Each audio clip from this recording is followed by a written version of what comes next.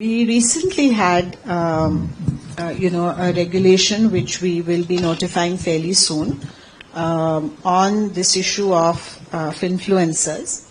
And as you know, and as I've articulated, that we do not have jurisdiction over just anybody, right? I mean, the fact that it's called social media, at the most granular level, it starts with me advising my brother on something, right? It starts from there. And also the platforms on which they operate, we have no jurisdiction over them.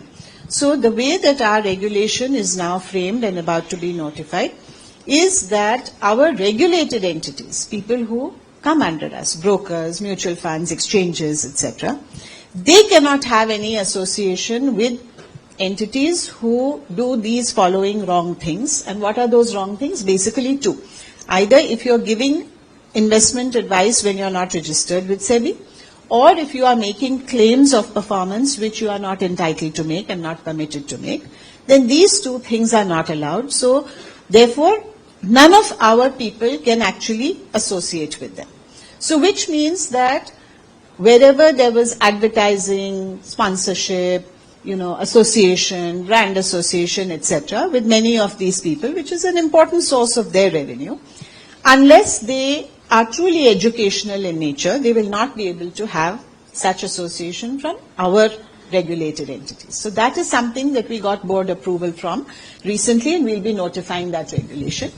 Simultaneously, the issue arose that, two issues arose. That one is that the reason why this has proliferated is because there aren't enough registered investment advisors in India, because the regulation is very tough.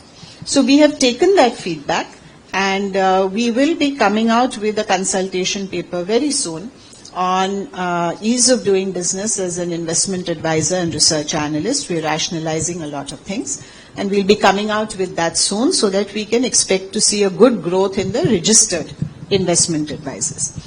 Lastly, there is something again which I must say, some things when I see, I just feel like jumping with joy.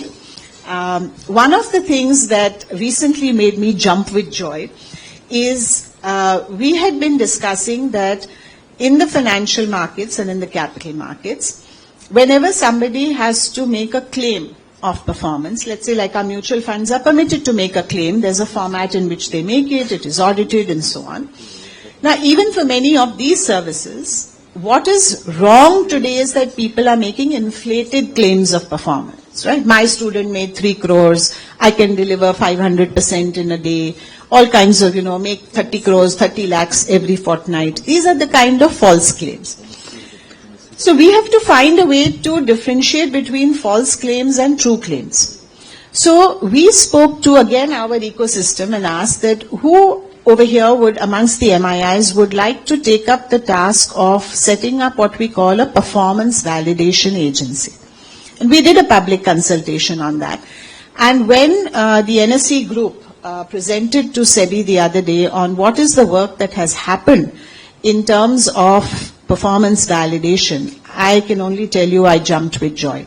It's tech-enabled, it is instantaneous, it is accurate. It is just wonderful. So to me, again, and I said to them that to me this is the birth of a new institution. And what does a new institution in our system means? That it will form the foundation of our market. It's not just another participant. It will form a foundational layer of the market. So imagine that anybody who is making a claim, whether it is an algo provider or whether it is an investment advisor or a PMS advisor or whatever it is, will get validated performance numbers from this performance validation agency saying, you can make this claim. And it will be a kosher claim that the investor can rely on, rather than just relying on any random claims.